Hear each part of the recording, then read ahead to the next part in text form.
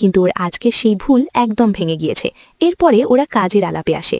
এখানে মূলত এই মেয়ের সঙ্গে ওরা দেখা করতে এসেছে তার দাদির খোঁজ নিতে। তার দাদির 22 বছরের একটা ছবি লাগবে, তাই তো ওরা সোজা চলে যায় সেই স্কুলে যে স্কুলে ওর দাদি পড়তো, এমনকি এরাও পড়তো।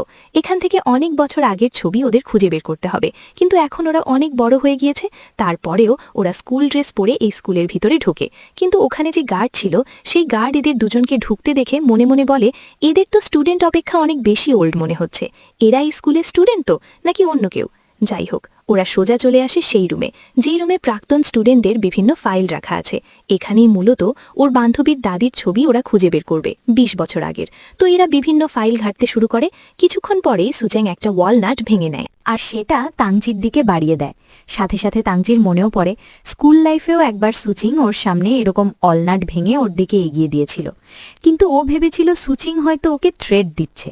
মানে অনেক সময় হয় না যে কোনো কিছু ভেঙে মানুষদেরকে ট্রেড দেওয়া। তো ও মূলত স্কুল লাইফে সুচিংকে অনেক ভয় পেত। ওর মনে হতো সুচিং অনেক গুন্ডা টাইপের মানুষ, বুলি করে, তাছাড়া অনেক ব্রেভ একটা গার্ল সেজন্য। কিন্তু আজকেও বুঝতে পারে সেদিন ওই ওয়ালনাটটা ওর দিকে এজন্যই এগিয়ে দিয়েছিল যাতে ওরা দুজন শেয়ার করে খেতে পারে।